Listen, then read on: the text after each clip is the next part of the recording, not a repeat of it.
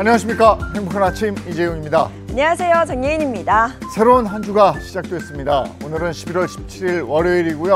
어우, 춥습니다. 네. 이제 늦가을에서 겨울로 가는 문턱인 것 같은데 이 늦가을에 더 외로움을 느끼는 분들이 많고 실제로 부부가 한 집에 같이 살아도 나는 외롭다 이렇게 얘기하는 분들이 많습니다. 네, 그렇습니다. 최근 조사에서 50대 이상 40%가 넘는 분들이 외로움을 느낀다고 답했는데요. 세계보건기구에 따르면 이 외로움의 위험성을 비만이나 운동 부족보다 높게 본다고 합니다. 특히나 중년 여성의 외로움 지수가 높다고 그러는데 가족을 위해서 헌신하고 나를 돌볼 틈이 없기 때문에 그래서 혼자 있을 땐 더 외롭게 느껴지는 게 아닌가 싶은데 네. 오늘은 나만을 위한 무언가를 한번 해보시면 어떨까 이런 생각도 드네요. 네, 한 주의 시작 더 많은 분들이 오늘 행복하길 바라면서 더욱더 활기차게 월요일에 행복한 아침 시작해볼게요.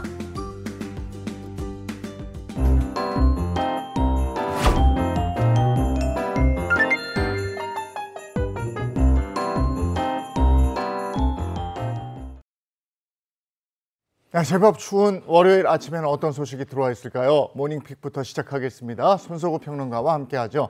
어서 오세요. 안녕하세요.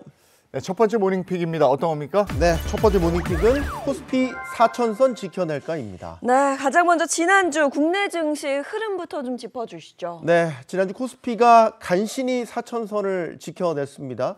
정부와 여당이 배당소득 분리과세 완화 방침을 밝혔고 또 미국 연방정부의 셧다운 해제 기대감 등에 힘입어서 코스피 지난주 4거래일 연속 오르면서 4,100선을 회복하기도 했는데요. 하지만 지난 14일 금요일에 지수가 4% 가까이 급락해버렸습니다. 미국 뉴욕 증시의 뚜렷한 하락세가 국내 시장에 영향을 준 것으로 보입니다. 지난달 1일부터 시작된 미국 연방정부의 셧다운은 종료됐지만 43일이라는 역대 최장기간 이어지면서 이 기간 동안 고용과 소비 등 미국 경제에 심각한 타격을 줬다는 우려가 제기됐죠. 또 각종 경제지표 발표가 지연되면서 불확실성이 커진 것도 투자 심리를 위축시킨 요인으로 해석됩니다. 뿐만 아니라 미국 연방준비제도의 주요 인사들이 잇따라서 이 기준금리 인하가 불필요하다 이런 메시지를 내놓으면서요. 오는 12월 연방공개시장위원회에서 기준금리 동결 가능성이 커졌고 이 역시 국내 증시에는 부정적으로 작용한 것으로 보입니다. 그리고 지난주에 원달러 환율이 더 올랐고 이렇게 고환율 역시 국내 증시에는 불안한 거잖아요. 네, 그렇습니다. 지난주 정말 환율 불안했습니다. 원달러 환율 지난주에 1,450원대에서 출발을 해서요. 1,475원대까지 올랐습니다. 미국 연방정부 최장기간 셧다운 동안 달러 강세가 심화된 측면이 있고요. 일본 엔화의 약세 흐름에 또 동조하면서 원화 가치가 빠르게 하락했습니다. 이렇게 원달러 환율의 상승으로 외국인 투자자들의 매도세가 더욱 거세져서 국내 증시 하락폭이 커졌고요. 이런 외국인의 매도세는 다시 원달러 환율의 상승 압력으로 작용하기도 했습니다. 외국인 투자자들 지난 14일 국내 증시에서만 2조 6,770억 원을 순매도했는데요. 올해 들어서 최대 규모의 순매도였습니다. 네, 그렇다면 이번 주 국내 증시 어떤 점을 좀 주목해 보면 좋을까요? 네, 이번 주 증시에도 역시 빅이벤트들이 즐비합니다. 일단 엔비디아의 실적 발표가 예정돼 있고요. 또 미국 고용 보고서 그리고 국내 정책 모멘텀에 따라서 코스피가 4천선을 지켜낼 수 있을지가 핵심 관전 포인트가 될 것으로 보입니다. 먼저 한국 시각으로 오는 20일 새벽에요. AI 산업의 핵심 기업인 엔비디아가 3분기 실적을 발표하는데요. 최근 AI 거품 논란 속에서 엔비디아의 칩의 이 가용 연한에 따른 수익화 경로가 앞으로 시장 조정의 방향을 가늠할 중요한 지표가 될 것으로 전문가들은 보고 있습니다. 또 현지 시각으로 20일에 공개되는 미국 9월 고용 지표도 눈여겨봐야 되는데요. 이 지표는 미국 연준의 향후 금리 결정에 핵심 데이터로 사용되는 만큼 시장의 이목이 쏠려 있습니다. 마지막으로 국내 정책 방향도 시장의 변수로 작용할 것으로 보이는데요. 배당소득 분리과세 최고세율에 대한 잠정적인 결정과 함께 자사주 소각 의무화 논의가 얼마나 구체화되는지 등을 시장은 주시해서 바라볼 것으로 예상됩니다. 네, 국내외 변수가 한꺼번에 또 몰린 한 주가 되겠는데요. 네. 이럴 때 이제 살얼음판 걷듯이 한꺼번에 막 이러지 마시고 이렇게 나눠서 하는 지혜도 필요하겠습니다. 자, 다음 픽은요. 네, 두 번째 모닝픽은 서울에 내 집 마련하려면입니다. 네, 국토교통부가 2024년도 주거 실태 조사 결과를 발표했는데요. 이 주제처럼 서울에 내 집 마련하려면 몇 년이 걸린다고 네, 봤어요. 꽤 오래 걸립니다. 네. 지난해 서울 자가 가구의 연소득 대비 주택 가격 배수 PIR이라고 하는데요. 중간값을 기준으로 13.9배로 조사됐습니다. 이 PIR은 월급을 하나도 안 쓰고 고스란히 모았을 때 내 집 마련에 드는 기간을 의미합니다. 그러니까 서울에서는 약 14년간 월급을 한 푼도 쓰지 않고 모아야 집을 살 수 있다는 계산이 나옵니다. 서울 다음으로 세종은 8.2년, 경기도는 약 7년이 걸리는 것으로 나타났습니다. 이외에도 실제 거주 여부와 관계없이 자기 집을 가진 가구 비율을 뜻하는 자가 보유율, 지난해 전국 61.4%로 조사돼서요. 2023년 조사 때보다는 조금 더 수치가 올라온 것으로 나타났고요. 또한 자신이 소유한 집에서 거주하는 자가 점유율도 58.5%로 2023년보다는 상승한 것으로 나타났습니다. 또 전체 가구의 점유 형태는 자가가 58%, 임차가 38%, 무상이 3.6%였고요. 임차 비율은 수도권에서 44.4%로 가장 높았습니다. 네, 그 밖에 또 어떤 조사 결과들이 있었습니까? 네, 주택 보유 의식 조사에서요. 집을 꼭 보유해야 된다는 응답이 87%로 여전히 높았지만 2023년보다는 소폭 감소한 것으로 나타났습니다. 또 전체 가구 중에서 주거 지원 프로그램이 필요하다고 응답한 가구는 약 38%였는데요. 이들이 가장 필요하다고 응답한 지원 방안으로는 1위가 주택구입자금 대출 지원이었고요. 전세자금 대출 지원, 또 월세 보조금, 장기 공공임대주택 공급 등이 그 뒤를 이었습니다. 가구 유형별 거주 형태에도 차이가 있었습니다. 청년 가구의 약 83%는 임차로 거주했습니다. 신혼부부는 약 44%가 자가에 살고 있었고요. 이 중에 아파트 거주 비율이 73%로 가장 높았습니다. 고령 가구는 약 76%가 자가에서 거주하고 있었는데 단독주택 거주 비율이 높다는 특징을 보였습니다. 이외에도 미혼 가구가 결혼할 시에 선호하는 주거 형태에 대한 조사도 있었는데요. 아파트 전세 거주가 약 42%로 가장 많았고요. 아파트의 자가 거주, 또 다세대 주택의 전세 거주, 연립주택의 전세 거주가 그 뒤를 이었습니다. 또 미혼 가구가 결혼할 때 적정하다고 본 주거 면적을 보니까요.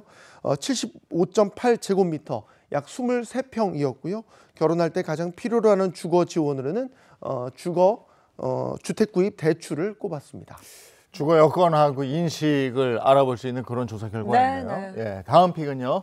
네, 세 번째 모닝픽은 직장 만족도 얼마입니다. 네, 어떤 소식인지 궁금한데요. 자세히 좀 전해주시죠. 네, 최근에 이 48개국 28개 업종에서요. 약 5만 명의 직장인을 대상으로 한 글로벌 직장인 설문조사 결과가 나왔습니다. 한국 직장인의 직장 만족도가 전 세계 직장인들과 비교했을 때 낮은 것으로 집계됐습니다. 직장에서 만족이나 영감, 흥분의 감정을 얼마나 자주 느끼냐 이 질문을 해보니까 한국 직장인들은요 46%, 27%, 21%만 긍정적으로 답을 했습니다. 자, 그런데 같은 질문에 이 글로벌 직장인들은 각각 70, 59, 59%가 긍정적인 답변을 한 겁니다. 반면에 피로함, 지루함, 분노 이런 부정적인 감정을 자주 느끼냐는 질문에 대해서 한국 직장인들은요 59%, 35%, 27%가 그렇다고 답변을 했고요. 반면에 글로벌 직장인들은 같은 질문에 45%, 23%, 21%만이 그렇다고 답을 했습니다. 이거 같이 가는 것 같아요. 그러니까 네. 직장에서 만족감이 덜하니까 이게 뭘 해도 피곤한 거죠. 그러니까 지루하고. 피곤함도 더하다. 네. 뭐 이런 건 것 같은데 뭔가 좀 씁쓸하군요. 네, 그렇습니다. 또 있습니다. 뿐만 아니라 이 도전과 학습에 대해서도 한국과 글로벌 평균이 큰 차이를 보였습니다. 전체 응답자 가운데 직장에서 이 새로운 접근 방식을 시도하는 것이 안전하다고 느낀 비율은 56%였고요. 실패해서 배우고 이를 개선하는 기회로 본다고 답한 비율이 54%였는데요. 같은 질문에 한국 응답자들은요 22%만 새로운 시도가 안전하다고 응답을 했고요. 실패를 학습 기회로 본다는 응답도 27%에 불과했습니다. 또 글로벌 평균을 보면 직장 상사를 신뢰하며 개방적으로 대화할 수 있다고 답한 비율이 58%였는데요. 한국 직장인들은 이 직속 상사를 신뢰한다고 답한 비율이 30%에 그쳤습니다. 또 업무 의미에 대한 인식 차이도 컸습니다. 전 세계 직장인 54%는 의미 있는 커리어를 찾았다고 응답한 반면에 한국 직장인 가운데 같은 응답을 한 비율은 28%에 그쳤습니다. 아, 근데 이게 딱 보기만 해도 수치상으로도 그 차이가 좀 느껴져서 이거 좀 생각해 볼 필요가 있어 보이는데 이 외에도 눈여겨볼 만한 점들이 또 있을까요? 네, 그렇습니다. 이제 업무 중에 AI를 얼마나 사용했는지도 물어봤는데요. 전 세계 직장인의 54%가 지난 1년 동안 업무 중에 AI를 사용했다고 답을 했고요. 또 이 AI를 매일 사용한 직원들 중에서 92%는 지난 1년간 생산성이 개선됐다 이렇게 응답을 했습니다. 또 조직 내에서 자신의 역할에 대한 기대감은 이 직급에 따라서 크게 달랐습니다. 강하게 낙관한다고 답한 직장인은 전체 53%였는데 이 가운데 일반 직원의 낙관 비율은 43%인 반면에 조직 리더층의 낙관 비율은 72%로 상대적으로 높은 것으로 나타났습니다. 조직 리더층은 72%가 낙관. 그렇죠. 그 밑에는 명령을 따라야 되는 분들은 아닌 거고. 43%만 낙관한다고. 좀 부당한 짓이 한다 뭐 이렇게 느끼는 것도 같고. 네. 예, 세계 직장인들의 직장 만족도, AI 이용률 뭐 이런 것까지 알아보는 그런 자료였고요. 자, 다음 모닝픽은요? 네, 네 번째 모닝픽은 물티슈의 반전입니다.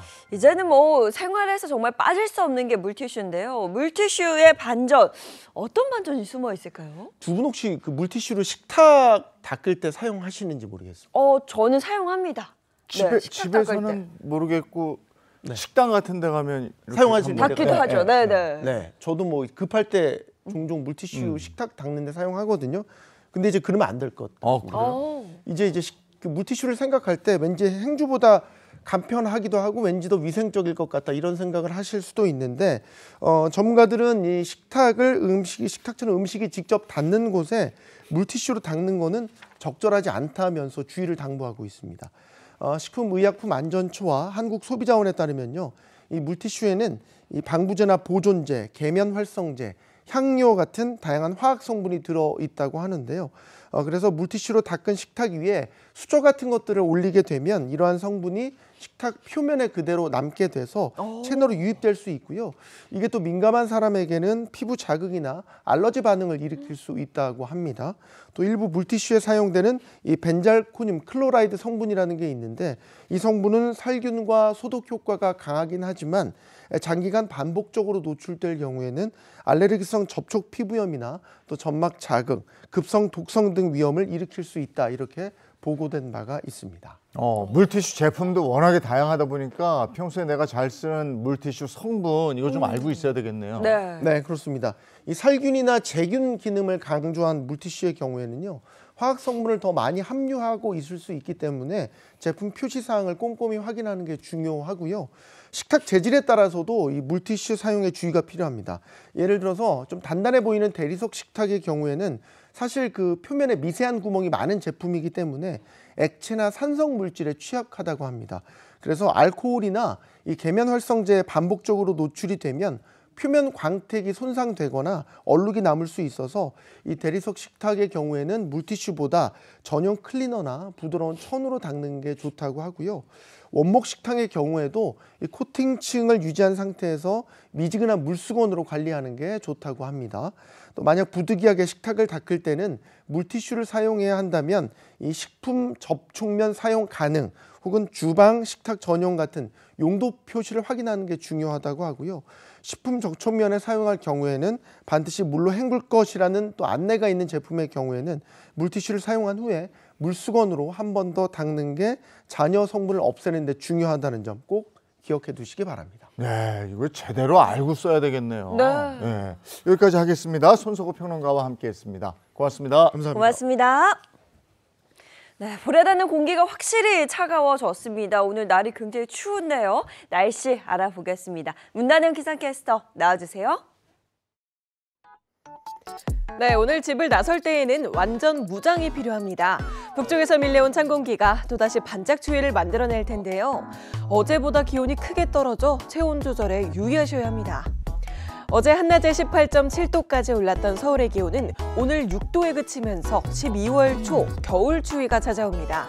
대관령은 한낮에도 2도에 그치겠는데요. 바람까지 강하게 불어서 체감온도가 낮아 더 춥겠습니다. 전국의 한낮 기온 보시면 대부분 한 자릿수입니다. 서울이 6도, 대전과 전주 7도, 대구는 9도에 그치면서 어제보다 10도 이상 떨어지는 곳도 많겠습니다. 내일 서울은 올가을 첫 영하권인데요. 화요일에 아침 기온이 영하 4도, 수요일은 영하 2도로 출발해 이번 반짝 추위에 절정을 보이겠습니다. 목요일부터는 차차 평년 기온을 회복하겠습니다. 오늘 전국은 가끔 구름만 많다가 차차 맑아집니다. 다만 충남과 호남, 제주를 중심으로는 흐린데요. 오늘 밤부터 서해안을 중심으로 5에서 10mm 정도의 약한 비가 지나겠습니다. 이번 주 내내 서해안을 제외하면 대체로 맑습니다. 건조주의보가 발효 중인 동해안은 산불 주의 바랍니다. 지금까지 날씨 전해드렸습니다.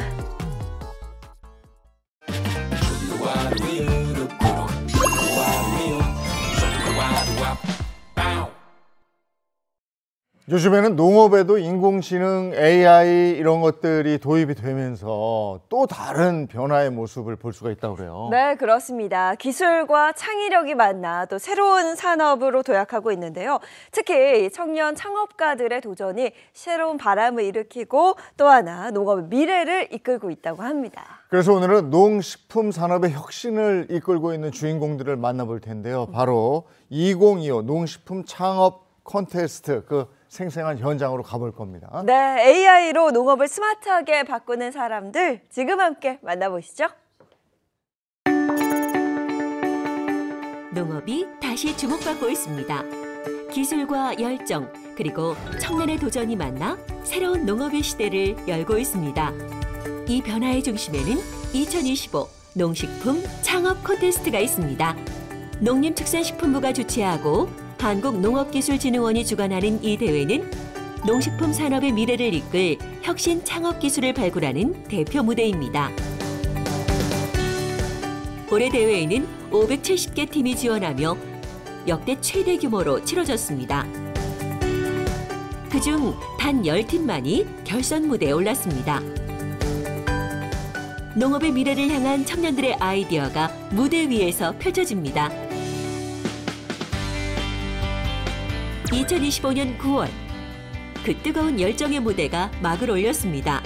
최종 10개 팀이 무대에 올라 스마트팜, 푸드테크 등 다양한 아이디어가 소개됐고 심사위원들은 각 팀의 가능성을 꼼꼼히 살폈습니다. 뜨거운 열정 속에서 미래 농업의 새로운 길이 열렸습니다. 결선 무대의 열기만큼이나 시상식의 순간은 뜨거웠습니다. 각자의 자리에서 농업의 변화를 이끌어온 도전자들에게 영광의 상이 수여되었습니다.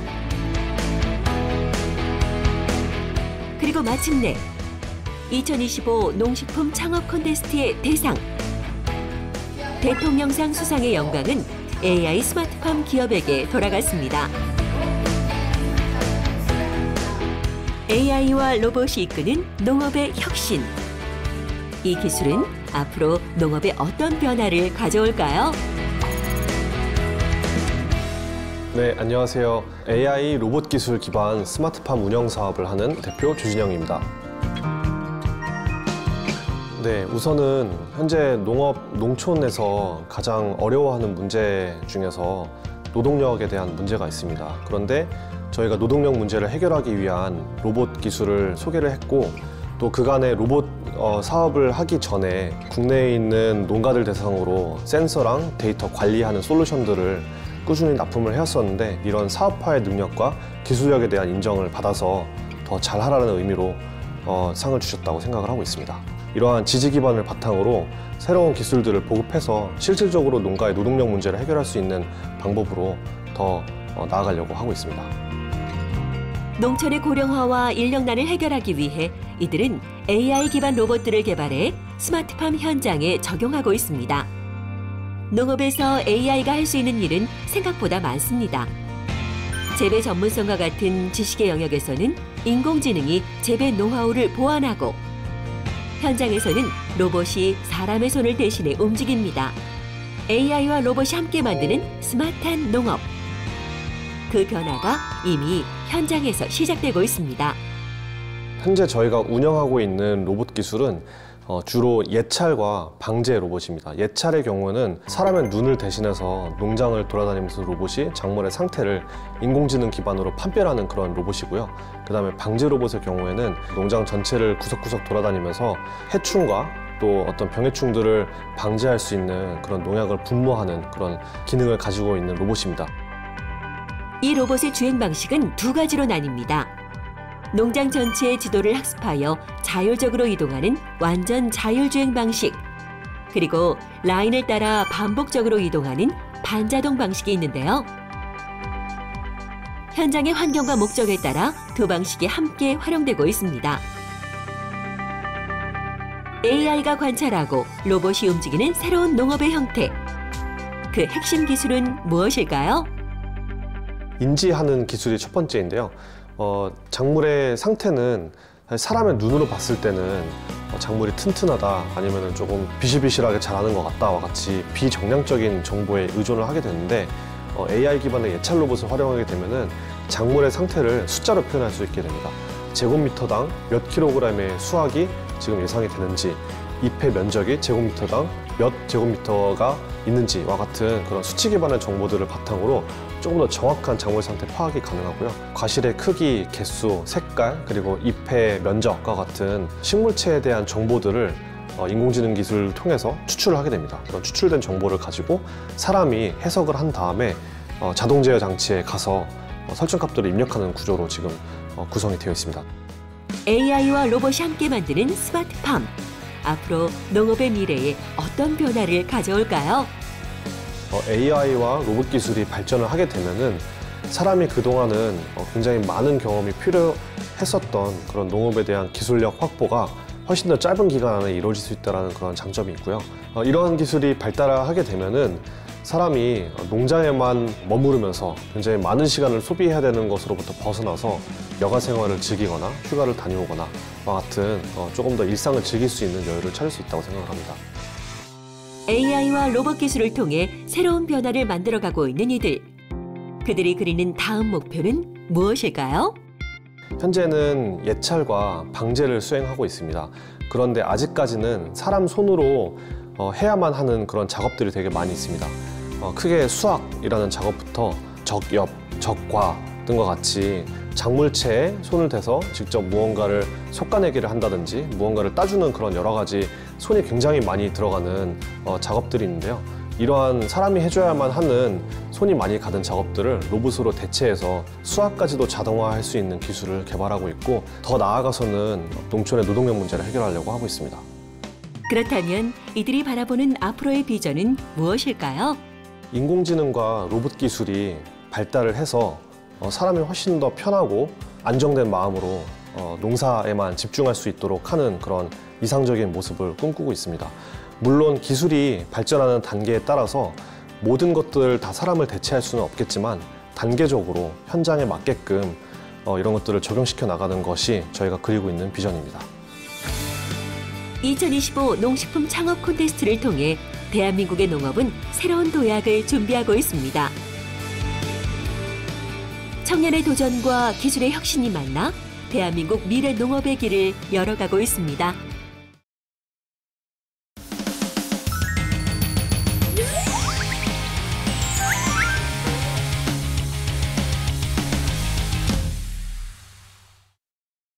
네, 행복한 아침 함께하고 계신 지금 시각이 7시 54분을 넘었습니다.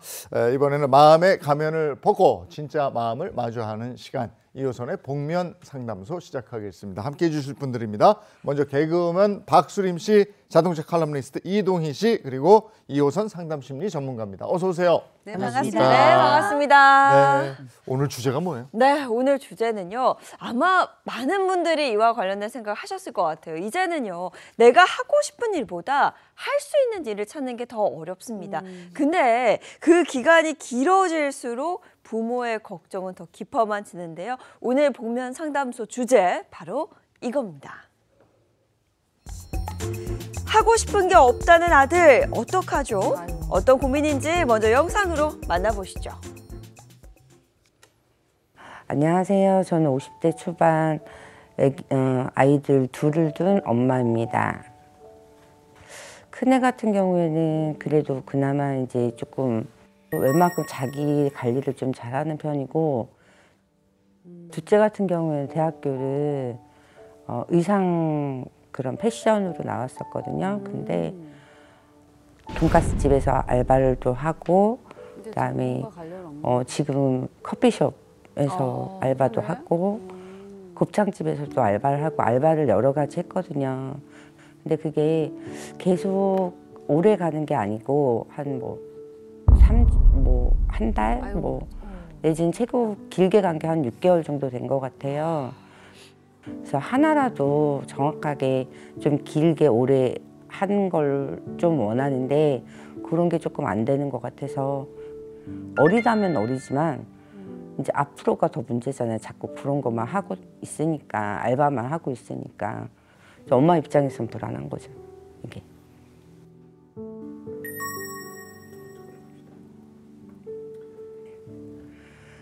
제가 아기들 어렸을 때 안 좋은 일로 인해서 이혼을 하는 바람에 작은 애는 아빠 쪽으로 가게 됐어요. 그래서 서로 왕래도 잘 못하고 시간 부분적인 것도 있고 해서, 그러다 보니 아무래도 대화할 시간도 없다 보니까 그런 관리를, 엄마에 대한 관리를 잘 못 받았던 부분이 조금 있어요. 좀 터놓고 그냥 좀 얘기 좀 해보고 싶은데 그런 상황이 조금 안 되니까, 말주변이 잘 없어서 일단은 그런 거 대화하는 방법이라든지 얘한테 조금 더 용기 줄 수 있는 그런 말이라든지 그런 거를 조금 제가 이제 들고 걔한테 좀 전달을 할 수 있게, 그런 거를 조금 좀 해주셨으면 좋겠어요. 이걸 그냥 보고 있는 부모님들 참 답답하실 텐데, 네. 근데 이 청년들도 답답하긴 마찬가지일 거란 말이에요. 정규직으로 취업하지 못하고 아르바이트를 계속 이것저것 하는 청년들, 프리터족이라고 얘기를 한다는데, 네. 이 프리터족이 늘어나는 이유가 뭡니까? 일단은 우리가 이제 프리터라는 말을 빨리, 또 그전부터 들어왔던 분들은 이게 일본에서 이미 있는 말이구나라는 거 아마 아셨을 겁니다. 근데 이게 지금 우리나라에게 또 굉장히 중요한 단어로 이제 부상이 되고 있는데, 최근에 왜 굳이 특별히 20대부터 30대 초반의 그 청년들, 일명 우리가 Z세대라고 부르는 그 세대들을 중심으로 요 프리터족들이 많이 늘어나고 있는데요. 우리 생각해 보면 요새 청년들한테 너 왜 취업 안 하니? 그러면 어떻게, 취업이요? 말이 쉽죠. 이런 얘기예요. 그렇죠. 네, 말이 쉽죠라는 말이 가장 대표적인 말인데, 정말 말이 쉽지 요즘 취업이 어렵습니다. 근데 이제 분명한 건 뭐냐면, 우리가 이 청년들이 정말 취업을 단 한 번도 지원해 보지 않고 아르바이트만 했겠는가? 아닙니다. 남모르게 지원하고 떨어진 경험이 몇 번 있었을 거예요. 근데 이게 흔히 우리 심리학에는 최적의 좌절이란 말이 있거든요. 그게 성장을 위해서는 이 정도 좌절이 도움이 된다 할 때, 이 성장을 위한 좌절을 최적의 좌절이라고 부르는데, 중요한 건 반복된 이 누적된 좌절은 최악의 좌절이 될 수 있다는 거예요. 이 프리터족이라고 하는 말은 그냥 나온 건 아니고, 이들이 노력을 안 해서 그런 게 아니고요. 남모르는 노력을 했지만 이런 노력 자체 다 대부분 다 좌절됐을 때 생겨난 양태라 이런 반복이 되면 나중엔 내가 앞으로 뭔가 하더라도 또 떨어질 가능성, 이 좌절을 또 한 번 맛본다면 이때 나는 무너질 것 같아. 이런 예기 불안이 발생한단 말이에요. 이런 예기 불안이 발생하면 사실상 다음번 지원에 대한 이 두려움이 커질 뿐만 아니라 일단 내가 임시로 먹고 살 거는 아르바이트를 통해서 해결은 되거든요. 근데 이게 반복이 되다 보니까 이 사람은 마치 평생 아르바이트만 해도 되는 사람인 것처럼 그렇게 보여서 그런 건데 사실 이들의 불안은 또 한 구석 굉장히 크게 자리 잡고 있다는 거 확실합니다. 네, 교수님 말씀대로 실제로 최근에 통계를 보니까요. 특별한 이유 없이 구직 활동을 하지 않고 쉬었음 인구가 1년 사이에 7만 명 넘게 늘었다고 합니다. 결국은 이게 한 개인의 문제가 아니라 이제는 사회 구조적인 문제로까지 번지고 있는 것 같은데요. 더 큰 문제는 이 쉬었음 인구 10명 가운데 3명은요.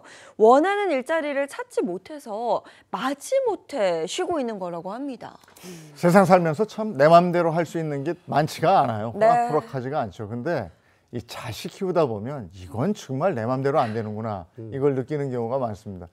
자식 키우면서 이건 정말 힘들다 하는 부분은 뭐가 있었을까요? 전 뭐 그렇게 힘들다기보다는 우리 키우면서 누구 닮아서 이래 이런 얘기 좀 많이 하잖아요. 네.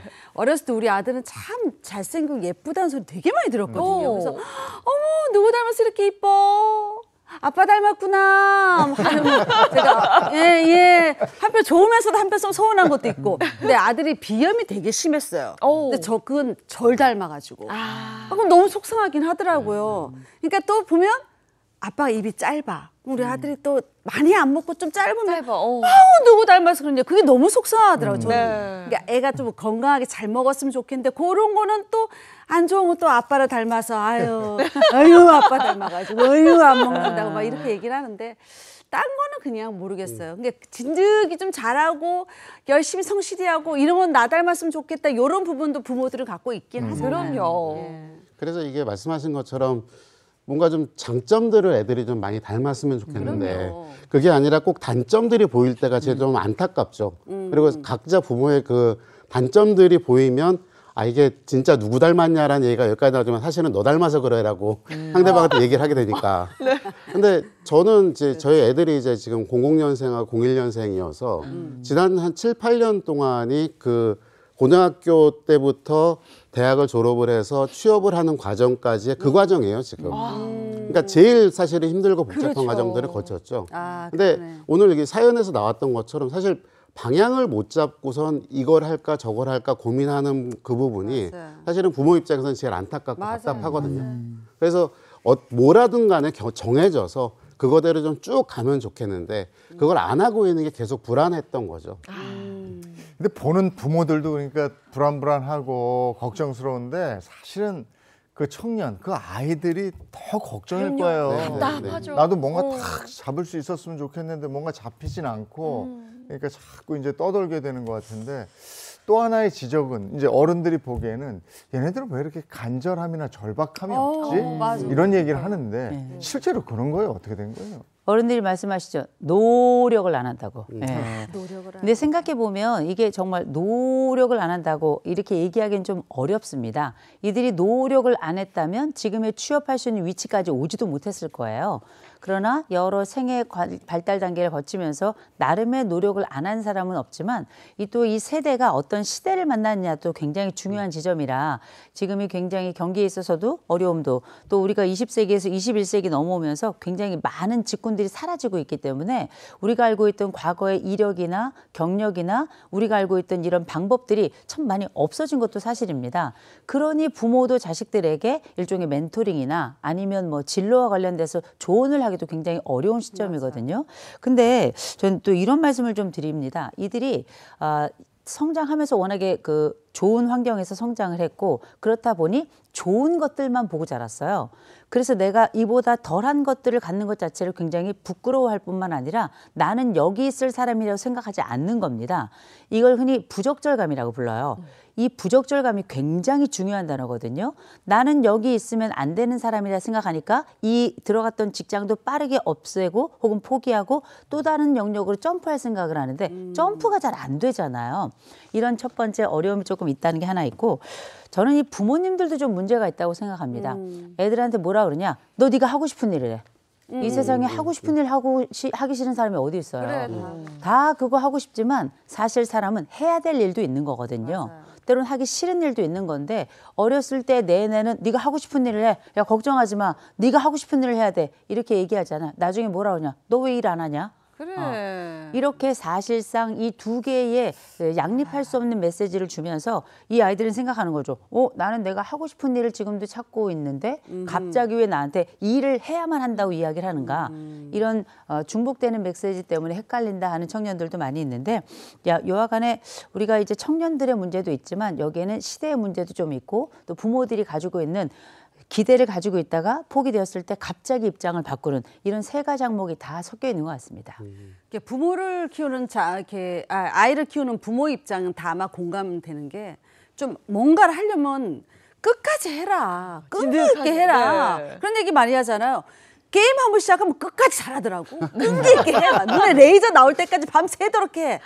근데 뭐 다른 일들은 끈기 있게 못하니까 왜 이럴까 싶은데 이들이 끈기가 없어서 걱정되는 부분이 아닐까 싶어요. 이 사연자분의 고민이. 왜 그럴까요, 교수님? 끈기, 인내력. 근데 저는 좀 약간 생각이 좀 다른데요. 네. 사람이 이제 20이 넘고 30이 넘고 이렇게 살아가는 것 자체가 끈기입니다. 우리가 인생 자체가 자연스럽고 당연하게 흘러간다고 생각하지만 사람은 모든 시공간 속에 자기를 붙들고 있는 거거든요. 그래서 먼저 그 말씀을 좀 드릴 게 이들이 게으른 게 아니다. 그 말씀은 먼저 드리고요. 물론 그중에 게으른 애들도 있어요. 있죠. 네. 물론 있어요. 그중에서도 좀 징그럽게 게으른 애들도 있습니다. 그러나 그런 몇몇 친구들을 제외하고는 일단은 이들도 나름 생존을 고민한다는 거. 다만 요새 20대를 부르는 가장 대표적인 명칭이 있습니다. 게으른 완벽주의자다. 라는 말을 하거든요. 요는 완벽을 추구하는데 그 앞쪽에 대신에 아무것도 하지 않으면서 완벽만 추구하는 머리만 완벽한 이런 양태들이 좀 생겨나는데 이게 항상 몸으로 먼저 실천해 가면서 지금의 시공간을 만들어왔던 부모들 입장에서 이해가 안 되는 거죠. 그렇죠. 야 먼저 시작부터 해봐. 그래. 시작해서 가다 보면 길이 나오는 거야. 이렇게 생각을 하지만 실패 위험이 높아 불안이 높은 청년 세대들 입장에서는 내가 그래도 잘 준비해서 실패 없는 삶을 준비하고 싶은 이런 욕망 이 두 가지가 부모 세대하고 자녀 세대가 상충하는 좀 부분이다라고 볼 수 있습니다. 다만 분명한 건 부모가 아무리 재촉하고 부모가 아무리 그렇게 근심한다 해도 아이를 움직일 수는 없습니다. 이 아이가 이제 단순히 어린아이가 아니고요. 수염 나는 애들이고요. 흰머리 나는 애들입니다. 이제는 내 인생을 내가 생각하는 방향으로 끌어갈 수 있고 또 끌어가야 하는 시기이기 때문에 이때 부모들에게 필요한 건 사실 두 가지일 겁니다. 하나는 뭐냐? 믿음이고요. 또 하나는 침묵입니다. 이게 믿음이라고 하는 게 사실 굉장히 어려운 부분인데 이 세상에서 기다리는 게 제일 어려운 일이잖아요. 그런데 이때는 아이들이 그 시기에 해야 될 그 역할을 하기까지 뭔가 재촉을 하고는 싶지만 이 재촉 자체가 여러 번 반복해도 안 된다? 그건 오히려 관계만 상하는 일이에요. 그래서 차라리 지금은 좀 기다려 주셔야 됩니다. 만약에 얘가 아르바이트도 안 한다. 이건 좀 심각한 문제예요. 근데 이 친구는 보니까 전전하긴 하지만 아르바이트는 계속하면서 자기가 먹을 건 지가 알아서 해결은 하고 있는 거거든요. 일단 이 아이는 무능한 아이도 아니고 자기 자신에 대해서 무책임한 아이도 아니고 이 아이는 여러 사정이 있다 하더라도 엄마 마음에 불안한 것뿐이지 이 아이는 나름 자기의 삶을 준비하고 있다는 건 확실하고요. 두 번째 제가 침묵이라고 말씀드렸는데 이게 재촉해서 바늘 허름해요 못 씁니다. 결국은 이 아이가 요즘 우리가 청소년기 해야 될 시행착오라고 하는 또 역할 실험이라는 게 있는데 이것도 해보고 저것도 해보고 이럴 기회가 우리나라 청소년들은 없었습니다. 그거를 대학을 졸업하고 난 다음에 그걸 하는 경향이 있기 때문에 일단 이 아이가 생각하고 있는 생각이나 이러한 그 미래에 대한 여러 계획들이 어떤지를 들어보는 것 이게 중요하지 부모의 말이 먼저 앞서는 건 지금 나이에는 적절치 않다. 먼저 말씀드립니다. 그리고 같은 말에 대해서도 이렇게 대하는 태도가 다른 게 우리는 안 되면 되게 하라. 그러면 그래 한번 해보자. 뭐 이랬는데 그렇죠. 요즘은 안 되는데 뭘 자꾸 어떻게 되게 해요. 이렇게 받아들이면 곤란해지는 거고. 네. 또 하나 포기는 배추 살 때만 쓰는 거다. 아. 아니 때로는 포기도 해야지 포기 안 하고 무조건 가다가 절벽으로 떨어지면 어떡하지? 그렇죠. 뭐 이렇게 되면은 이건 말이 안 되는 네. 거거든요. 또 악재를 호재로 뭐 이런 우리는 이런 말 속에서 막 살아왔는데 진짜 라떼네요, 우리. 근데 우리 때도 그렇지만 내가 나중에 커서 뭘 하고 어떻게 살 것인가에 대한 고민이 항상 있어요. 네. 진로의 문제인데 여기서 아직 방황하고 있는 친구들한테 뭐 어떻게 얘기를 해줘야 돼요?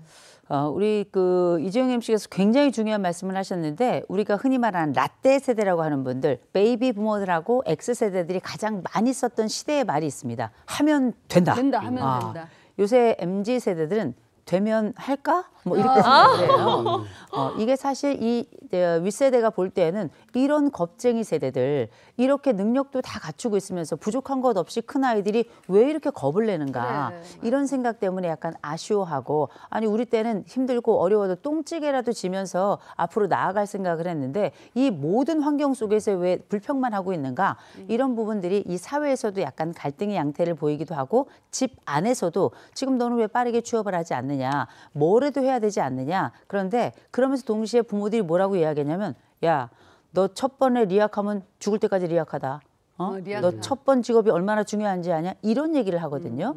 그러니까 아이들은 약간 혼란스러운 면도 있을 겁니다. 물론 초기 직업 선택이 굉장히 중요하긴 해요. 다만 분명한 건 옛날 그 20세기 이 부모들이 살아갈 때는 평생 직장이라는 개념이 있었잖아요. 지금은 평생 직장 개념이 없습니다. 평생 직업 세대죠.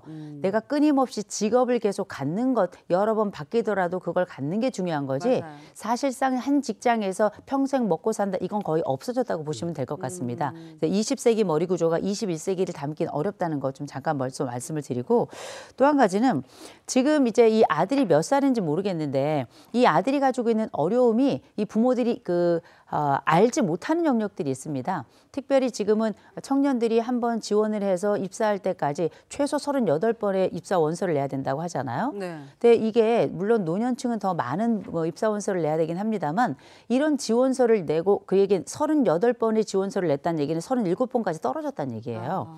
이거 이들이 가지고 있는 이 안쪽에 이 넓고 그다음에 깊이 자리 잡은 요 불안에 대해서 부모들이 좀 생각해보고 좀 살필 준비를 하는 것도 좀 필요할 것 같습니다. 그래서 저희 아이 같은 경우도 이제 그 01년생 둘째 딸 같은 경우가 네. 고3 내내 대학 전공을 뭘로 할지를 고민을 했어요. 그러다가 이제 과를 정해서 갔는데 막상 이제 졸업할 때가 되니까 취업이 좀 어렵고 이제 수익이 많지 않고 맞아요. 힘들다는 걸 알고 난 다음에 그 다음에 얘가 이걸로는 취업을 못 하겠다라고 얘기를 한 거예요. 그래서 졸업한 다음에 다시 자격증을 따서 공부를 하고 다행히 이제 올해 취업은 했거든요. 그래서 저는 이제 좀 마음을 놓게 된 상황이었는데 네. 어쨌든 그 과정 동안에 얘는 이제 사실 저는 생각하는 건 그거거든요. 저희가 답답한 것보다 애들이 가장 답답할 거라고 생각을 해요. 네. 그래서 그때도 제일 제가 마음이 쓰였던 거는 얘한테 좀 뭐라고 위로를 해주는 게 좋을까. 그런 게 좀 필요하거든요. 교수님 어떻게 해야 될까요? 사실 좋으시겠어요. 일단 마음은 좀 놓입니다. 네, 근심이 이제 해결이 됐으니까 이제 빨리 끝이잖아요. 너무 좋죠. 근데 요즘 애들 또 조금 있으면 또 이직합니다. 그리고 그 사이 마찰 시럽이 또 길어져요. 이런 이제 어려움 때문에 부모들이 쩔쩔매는데, 첫 번째 말씀드릴 거, 애 대신 원서 쓸 수 없고요. 애 대신 그 기간을 견딜 수 없습니다. 그래서 아이가 지금까지 별일 없이 쭉 성장하면서 그렇게 고등학교 졸업하고 취업을 하거나 아니면 대학을 졸업하고 취업을 해왔다면 이 아이는 자기 인생을 꽤 괜찮게 만들어 왔을 가능성이 굉장히 높다. 중도 탈락 경험이 없었기 때문에 그만큼의 이 아이는 끈기도 가지고 있고 인내도 가지고 있고 상황을 변화할 때 그걸 버티는 힘도 가지고 있다는 신뢰, 믿음은 꼭 가져주셨으면 좋겠고요.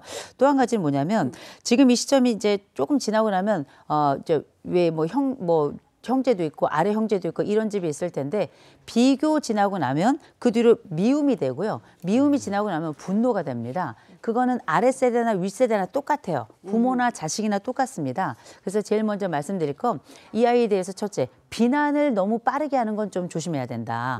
그러면 이 아이와 사실 이 상황은 달라지지 않고 관계만 나빠지기 때문에 나중엔 관계도 왜 이 아이가 최악의 상황일 때 이 관계를 유지해 주기를 기대하는 게 바로 부모 역할 중에 하나잖아요. 근데 이런 것들이 안 되다 보면 나중에는 이 아이는 취업은 취업대로 안 되고 관계는 관계대로 안 되죠. 한 가지 기억하실 거. 이 아이가 그나마 알바라도 계속 안 하잖아요. 이 아이는 집에서 부모 연금에 빨대 꽂게 됩니다. 그래서 이 아이가 하는 작은 일에 대해서도 가볍게 보지 마시고 일단 그 일에 충실한 것 자체에 대해서 훌륭하다. 최장 6개월까지는 갔다고 했잖아요. 그렇죠. 6개월이 어디예요? 3주, 한 달 이렇게 짧은 게 좀 아쉽긴 하지만 그래도 3주하고 한 달 했어? 너 이 기간만큼 또 열심히 했겠구나. 이 정도로 초반에는 좀 가시면 좋겠습니다. 네.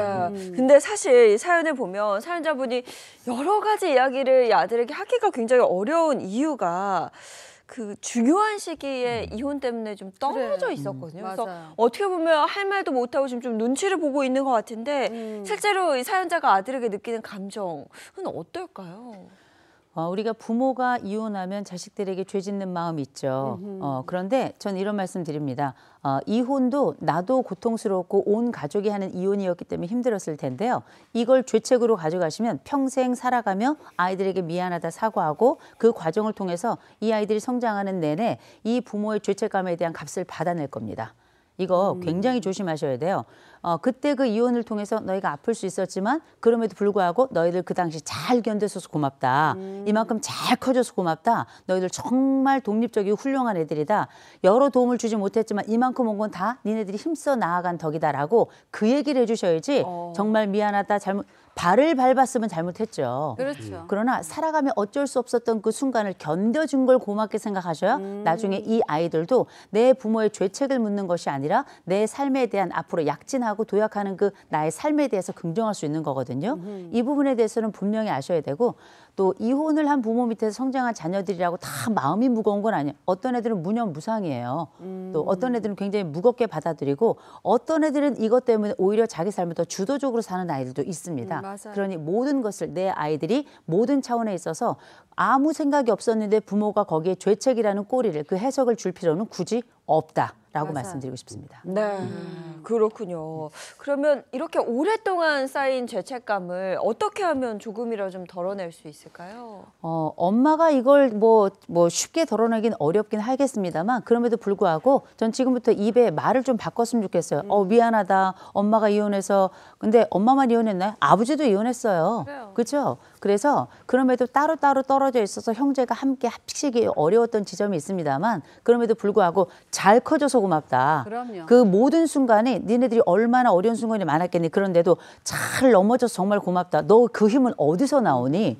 야 정말 훌륭하다. 그리고 엄마도 너희 생각하면서 열심히 살았는데 잘했던 못했던 우리 가족은 따로따로 떨어져 함께 있지 못했지만 각자의 영역에서 최선을 다하는 가족인 것 같아 라고 엄마가 운을 띄워주셔야 돼요. 그리고 자꾸 해석을 좀 주셔야 됩니다. 이게 사랑의 가스라이팅이라고 하는 거예요. 그건 너도 살고 나도 살고 우리 가족 모두를 살리는 방향이기 때문에 죄책이 우리에게 주는 무게보다 훨씬 더 우리 가족을 앞으로 걸어가게 하는 데 도움이 될 거라고 생각합니다. 네, 복면 상담소 오늘은 여기까지 하겠습니다. 고맙습니다. 고맙습니다. 네, 계속해서 우리 주변에서 일어나는 사건 사고를 법의 관점으로 풀어보죠. 그 법이 알고 싶다.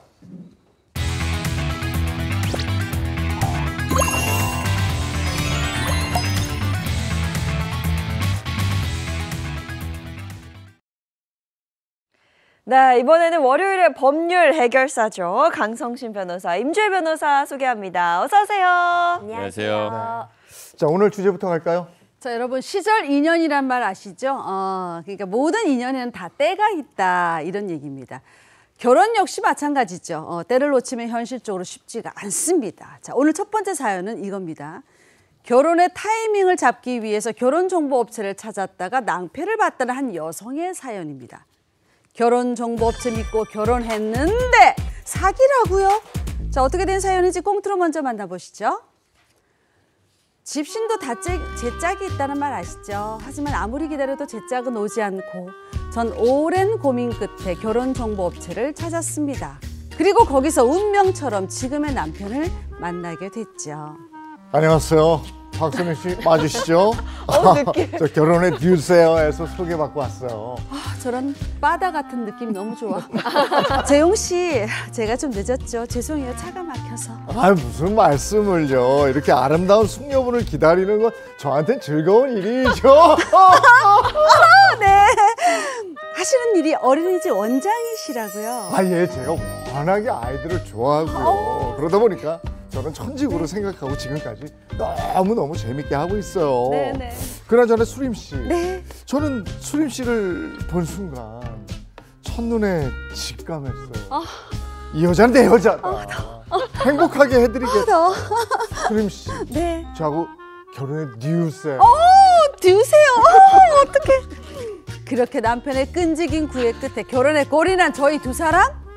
이제 불행 끝 행복 시작인 걸까요? 그러나 모든 것이 순조로워 보였던 결혼 생활은 불과 한 달 만에 파국을 맞고 말았습니다. 여보세요? 거기 행복 결혼정보회사죠? 아, 네, 맞습니다만 고객님 어떤 일 때문에 전화를 하셨을까요? 아니, 거기서 지금 소개시켜준 사람과 결혼했어. 바다 같은 사람과. 거기서 저한테 전해줬던 정보가 모두 거짓말이었어요. 아니, 잠시만요. 거짓말이라고요? 네, 그 사람이 어린이집 원장이라고요? 거기 어린이집은 그 사람 부모님 소유고요. 원장은커녕 행정관리 직원에 불과했습니다. 그리고 저한테는 연봉 3억이라고 소개해놓고 알고 보니 5천만 원밖에 안 되고요. 이게 대체 어떻게 책임지실 거예요? 그럴 리가 없는데. 그리고 그분 부모님이 그분에게 어린이집을 다 물려주겠다 이렇게 말씀을 하셨어요. 그리고 저희는요 그냥 제공받은 정보만 그대로 수림 씨한테 전달을 해드린 것 뿐이라고요. 아니, 지금 말씀하시는 거 보니까 사기꾼을 소개해놓고 지금 잘못이 하나도 없다는 그런 말씀을 들리는데 이대로 저 못 넘어갑니다. 소송할 테니까 그렇게 아세요? 결혼정보업체 측에선 배우자감을 제대로 검증하지 않은 책임이 있는데도 불구하고 잘못이 없다고 주장하는 상황입니다. 전 더 이상 저와 같은 피해자를 막기 위해서라도 소송도 불사하겠다는 입장인데 전 대체 어떻게 하면 좋을까요? 네, 결혼정보회사의 정보를 믿고 결혼을 했는데 이게 다 아닌 거예요. 아닌 거죠. 자, 이거 어떻게 해야 돼? 이게 정말 현실적으로 난감할 것 같은데 자세한 얘기 좀 들어볼까요? 자, 부산에 거주하는 한 30대 여성 A씨가 지난 2022년에 270만 원을 내고 한 대형 결혼정보업체에 가입을 했습니다. 자, 업체는 A씨에게 연수입 3억 원의 어린이집 원장 B씨를 소개했고요. 두 사람은 4개월 만남 끝에 그해 6월에 결혼에 골인했습니다. 근데 결혼 한 달 만에 갈등이 불거졌어요. 이혼 소송 과정에서 충격적인 사실이 드러났습니다. 남편 B씨는 어린이집 원장이 아니라 단순 행정직 직원이었고 연소득 3억 원이 아닌 5,600만 원에 불과했습니다. 어린이집은 B씨 부모 명의였고 B씨는 원장 행세를 하면서 허위 정보를 업체에 등록했던 겁니다. 자, 결국 A씨는 배우자 정보를 제대로 검증하지 않았다면서 결혼정보업체를 상대로 손해배상 소송을 제기했습니다. 자, 이거 참 결혼이 어떻게 보면 이제 좀 조건도 보긴 보는데 그 조건을 완전히 믿어버린 거예요. 근데 그게 아니었다. OX로 한번 여쭤보죠. 그 결혼정보회사에 잘못이 있다. 그러면 O. 아니다. 그러면 X 들어주시면 되겠습니다. 하나, 둘, 셋 들어주세요. 당연히 결혼정보업체 책임이 있죠. 미안한데. 결혼은 뭐겠습니까? 결혼 이꼴 빌리브 믿음입니다. 근데 정보업체를 당연히 믿었죠. 난 배우자가 정혜인이야. 너무 잘생겼어. 쫙 사진까지 붙여놨어. 근데 만났는데 고창석이야. 왜 절 보세요? 왜 절 보세요? 고창석 하면서. 예를 들어서 막 정혜인 수염도 없고 턱수염 너무 깔끔하고 너무 여리여리했는데 고창석이 나왔어. 그러면 속인 거잖아요. 난 이런 사람을 알고 결혼하겠다고 했는데 이건 아니지 않느냐. 이건 당연히 속임수를 쓴 거죠. 이건 사기죠. 이거는 꼼꼼하게 정보를 거기서 확인하지 않은 거잖아요. 그렇죠? 그래서 잘못이 있는 거죠. 약간 생각이 좀 다른 게 물론 고창석이라 죄송하긴 한데요. 고창석 너무 팬이에요. 너무 좋아해요. 저는 근데 이게 속이려고 하면은 속을 수밖에 없다라고 생각을 하거든요. 예를 들어 고창석이처럼 생겼어도 정혜인처럼 만든 AI 사진만 보내고 실제로 사람을 안 만나면서 계속 피하다가 그런 식으로 사기를 치겠다고 제대로 속였으면 결혼정보업체 입장에서 좀 할 수 있는 게 없지 않았을까 네. 그런 생각이 들고요. 그리고 어린이집 같은 경우도 아예 남이 운영하는 게 아니라 부모님이 부모님이 하신다니까. 운영하시는 거고. 그래서 제일 잘못을 크게 한 거는 그 남자가 아닐까 그 생각이 듭니다. 네, 두 분의 의견이 아주 팽팽한데요. 그렇다면 이 변호사님들의 의견이 어떨지도 궁금합니다. 일단 우리 사연에서는 이 결혼정보업체를 상대로 손해배상 소송을 제기했거든요. 결과는 어떻게 됐을까요? 책임져야 돼. 자, OX판 들어주세요. 1심도 2심도 그리고 대법원에서도요. 결혼정보업체 회사의 손해배상 책임을 인정하지 않았습니다. 그래요? 좀 의아하다. 어떻게 이럴 수가 있나 이렇게 보실 수도 있을 것 같은데 재판부도요. 지금 소개받은 이 남편의 현재 직책과 소득이 사실과 다르다는 점은 인정했습니다. 그렇죠. 다만 부모가 어린이집을 물려줄 것이라고 한 점 등이 참작이 된 것 같은데요. 아내 입장에선 굉장히 억울할 수 있는 결과라고도 보여집니다. 이 원장이 되려면 국가 자격증이 필요한데 이 남편은 그 자격증조차 없었던 상황이었고 양육비 역시도 실제로 받아온 소득 5,600만 원을 기준으로 해서 책정이 되어서 여러모로 좀 억울한 점은 있을 수 있을 것 같아요. 그렇죠. 하지만 결혼정보업체 측에서는요. 학력이라던가 결혼 유무는 꼼꼼하게 검증을 하지만 실제로 업체의 약관을 보더라도 실제 어느 정도 돈을 버는지 소득은 개인이 철저히 확인해야 된다라는 그런 규정을 두었던 점을 근거로 해서 결혼정보업체의 손해배상 책임은 인정이 되지 않았습니다. 이게 근데 결혼하고 한 달 만에 갈등이 생긴 거잖아요. 그러면 이제 그리고 남편은 거짓말로 그렇게 된 거고. 맞아요. 그럼 이게 결혼 기간이 짧고 거짓 정보로 결혼했으니까 혼인 취소나 뭐 혼인 무효나 이런 것도 할 수 있나요? 우리가 사기 결혼당했다 이런 그렇죠. 얘기해요. 네. 예를 들어서 정말 자유로운 영혼이고 너무 마음이 넓다 하고 결혼했더니 게으른 거예요. 그럴 때 우리가 재미있게 사기 결혼이다 얘기를 하지만 네. 실제로 우리 민법에서 규정하고 있는 사기 결혼은요. 혼인 유무에 대해서 거짓말을 했다거나 대표적으로 뭐 학력에 대해서 속였다거나 아니면 내 직업 자체를 속인 경우 이럴 때는 원래 그 조건을 알았더라면 혼인까지 이루어지지 않았을 상황이기 때문에 사기 결혼이라고 해서 실제로 사기 강박을 이유로 한 혼인 취소가 가능합니다. 그런데 조건이 굉장히 엄격합니다. 이런 사기를 알았던 날로부터 3개월 이내에 취소를 해야 되고요. 단순히 우리가 내가 가진 조건을 조금 부풀린 정도로는 사기로 보지 않아요.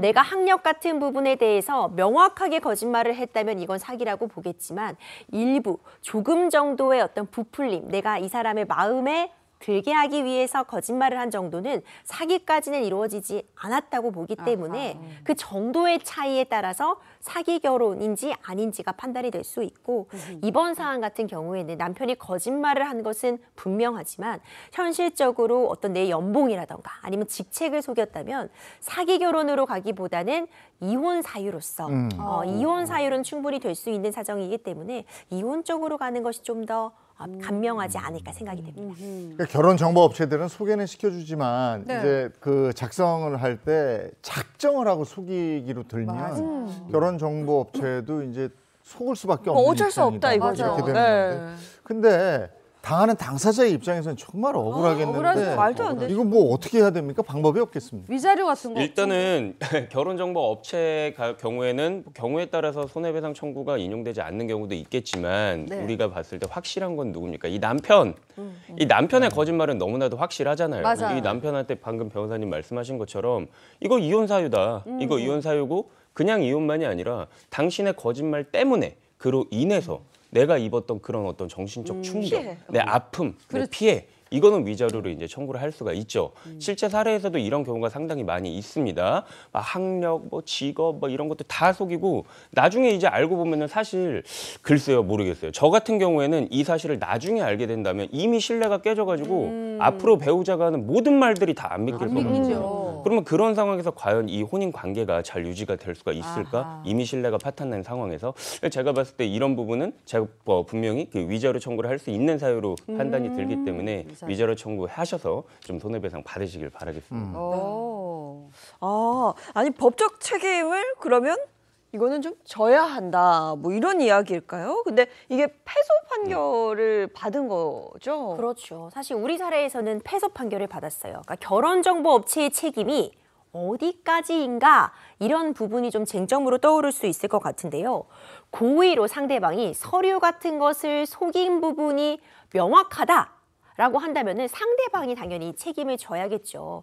그런데 우리 사안 같은 경우에 특히 이제 결혼정보업체에서 나 신원보증 확실히 합니다. 우리가 제공하는 이런 정보들은 너무너무 명백해요 했는데 사실상 속였다고 한다면요. 이렇게 확인할 책임을 결혼정보업체에서 다하지 않았다라고 볼 수도 있습니다. 어느 정도 기본적으로 뭐 학위 증명서를 좀 받는다거나 아니면 혼인 유무를 좀 확인한다거나 하는 건 결혼정보업체의 책임으로 볼 수 있습니다. 네. 근데 결론적으로 보면은 문제가 생겼을 때 업체 입장에서는 신상 정보를 모두 검증하기 어렵다라고 결과적으로 주장할 수 있을 것 같은데 이게 법적으로는 확인 의무를 어디까지 해야 되는 건가요? 실제로 사례가 있었어요. 어떤 사례가 있었냐면 본인을 한의사다라고 소개를 하고서 결혼정보업체에 등록을 하고 그리고 이제 소개를 받은 그런 상황이 있었는데 실제로 한의사가 아니었고요. 동생의 정보를 모두 차용해서 결혼정보업체에 등록을 한 겁니다. 이거 사기인데. 그렇죠. 그러면서 조건을 내걸었어요. 내 배우자가 될 사람은 전문직이 아니어야 된다라고 하고 본인이 지금 한의사로서 졸업한 학교를 나온 사람도 안 된다라는 그런 교묘한 조건을 건 겁니다. 그러니까 수상하죠. 그러니까 일부러 본인이 한의사라고 사칭한 것을 들키지 않기 위해서 이런 이상한 조건을 걸었다고 보여지는데 이때는 결혼정보업체가 제대로 신원 검증을 하지 않았다라고 재판부가 봤던 사례가 있어요. 그러니까 이렇게 좀 이상한 조건을 걸었다고 한다면 적어도 한번 다시 학위 같은 것을 확인을 하고 원본 제출 같은 것을 요구했어야 되는데 그런 주의 의무를 다하지 않았다고 보아서 이때는 또 결혼정보업체의 법적 책임이 인정됐던 사례도 있거든요. 그렇기 때문에 경우에 따라서 상황에 따라서 충분히 달라질 것 같고요. 주의 의무를 우리가 다 해야 된다라고 법적으로는 표현을 하는데 합리적인 정도로 이 사람을 제대로 검증하기 위한 최소한의 장치들은 거쳤어야 한다라는 부분이 핵심입니다. 결혼은 진짜 일륜지 대사라고 하잖아요. 살아가면서 치러야 될 큰 일인데 이렇게 검증 시스템이 허술하면 누가 결혼정보업체 믿고 이용하겠습니까? 실제로 이런 식으로 피해를 보는 사람들이 많을 것 같은 느낌도 드는데 어때요? 굉장히 많이 있습니다. 그 한국소비자원에 따르면요, 2021년부터 지난해 6월까지 이 결혼정보 업체를 통해서 그 피해를 봤다라고 하는 그 신청 건수가 1,188건으로 매년 꾸준히 굉장히 가파르게 증가를 하고 있습니다. 그 어떤 유형이 가장 많나 봤더니 이런 거예요. 허위 프로필. 우리가 그 사연에서 얘기했었던 그 프로필이 잘못 왔다거나 환불을 거부하는 사례들도 있어요. 예를 들어서 그 결혼정보업체에 가입을 할 때 횟수 같은 걸로 이제 계약을 하거든요. 뭐 10회 이렇게 해서 어느 기간 안에 이 10회의 찬스를 다 쓰는 걸로 이제 이렇게 돼 있는데 이럴 수 있잖아요. 이 10회가 나한테 보장이 되어 있지만 소비자 입장에서는 안 만나고 싶은 거예요, 프로필들을. 근데 기간이 설정돼 있는 거예요.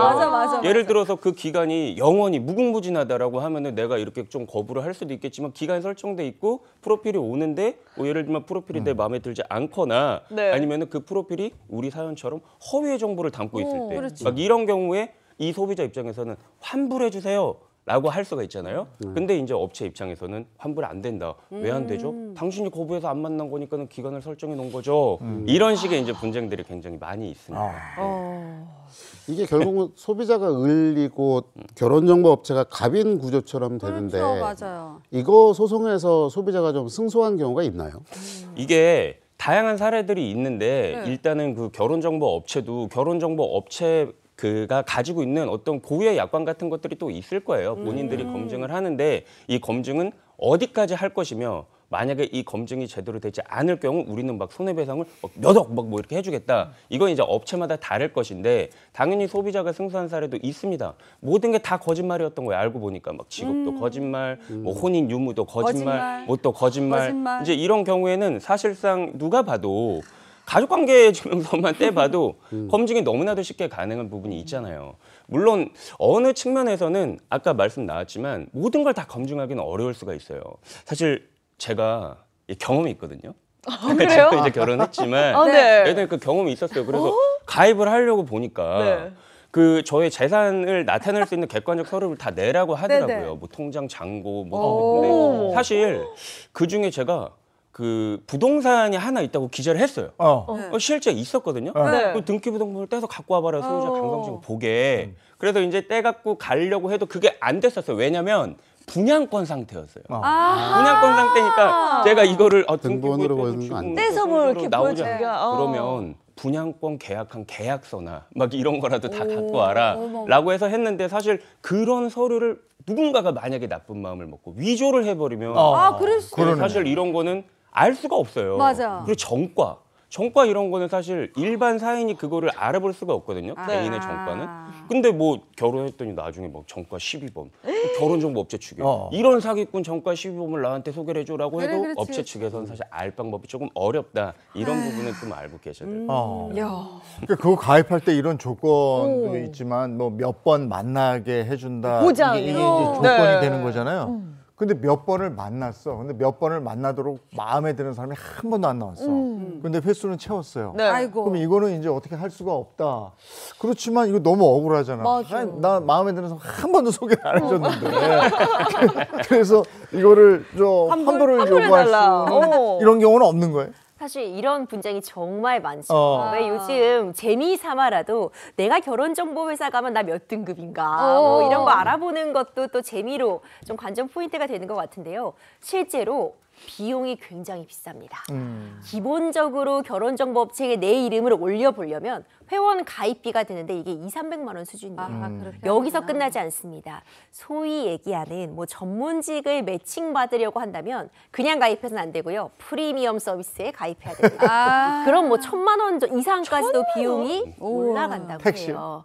그런 성공보수도 있다. 성공보수. 보수도 있어요? 그렇죠. 그리고 기본 만남 보장 횟수가 뭐 4회에서 6회 정도를 제공하는데 이렇게 비싼 돈을 내고 가입을 했습니다. 그리고 5회 정도 만남이 보장된다고 하면 오히려 마음이 급해지는 쪽은 가입한 쪽이에요.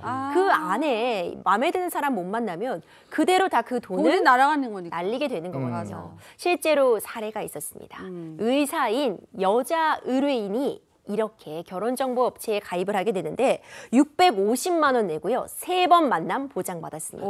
조건을 내걸었는데 연봉이 1억 원 이상이거나 아니면은 경제력이 있는 집안의 자제일 것을 요구받았는데 이번에 소개를 한 명 받은 거예요. 굉장히 사금우강, 5급 상무관의 부잣집 아들이다. 이렇게 소개를 받았는데 막상 만나보니 사실과 달랐던 겁니다. 이럴 때 이 A씨가 이거 허위 정보 제공했으니까 나 다 비용 환불해달라. 760만 원 환불 요구했는데 결론이 어떻게 됐을까요?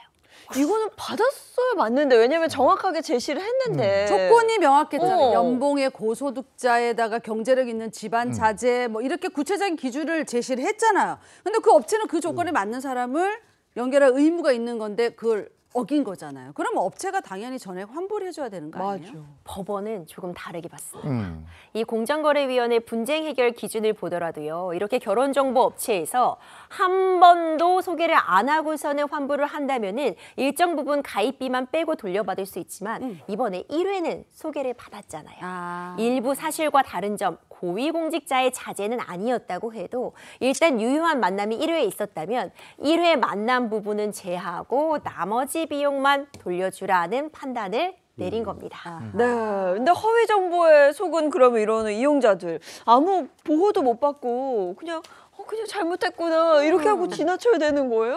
제가 누차 말씀드리지만 사실 이런 분쟁이 생겼다고 해서 모든 케이스를 다 법원에 갖고 가버리면 아까 우리 케이스 보셨잖아요. 대법원까지 갔어요. 대법원까지. 이거 막 5년 갔단 얘기예요. 이거 적어도. 그러니까 이렇게 하면 너무 서로 간에 힘들지 않습니까? 그래서 차라리 조정 절차를 이용해 보시는 게 좀 더 효율적이고 간이할 것 같거든요. 이런 만약에 분쟁 피해를 겪으셨던 분이라면 한국소비자원에 분쟁 조정 신청을 해보시는 거예요. 그리고 이 업체 같은 경우에는 보증보험에 이제 가입이 되도록 이제 그렇게 의무화 돼 있기 때문에 그 행정관청에 얘기를 해서 나는 이 보증 신청을 해가지고 내가 좀 구제를 받아야 되겠다 이런 간이한 절차들도 있으니까 알아보시면 좋을 것 같습니다. 인생을 살다 보면 인생 고비고비마다 큰 이게 있어요. 네. 맞아요. 결혼은 정말 큰 거고. 엄청 중요하죠. 근데 이걸 여기서 사기를 치면은 이건 정말 엄벌해야 되는 건데. 네. 자, 오늘 여기까지 하겠습니다. 고맙습니다. 고맙습니다. 네, 이어서는 날씨 어떤지 알아보겠습니다. 문나는 기상캐스터 나와주세요. 네, 오늘 아침부터 기온이 뚝뚝 떨어지고 있습니다. 현재 서울의 기온은 3.3도를 보이고 있는데요. 강풍의 체감온도는 0.6도에 그치고 있습니다. 한낮에도 기온은 크게 오르지 못해서 한 자릿수에 머물 텐데요. 따뜻한 외투 챙겨주셔서 추위에 대비하시기 바랍니다. 어제 18.7도에 그쳤던 서울의 기온은 오늘 한낮에도 6도에 그치면서 초겨울 추위가 찾아올 텐데요. 대관령은 한낮에도 2도에 그치겠습니다. 바람까지 강하게 불어서 체감온도는 더 낮아 춥겠습니다. 전국의 한낮 기온 보시면 대부분 한 자릿수입니다. 서울이 6도, 대전과 전주가 7도, 대구가 9도에 머물면서 어제보다 10도 이상 낮아지는 곳도 많겠습니다.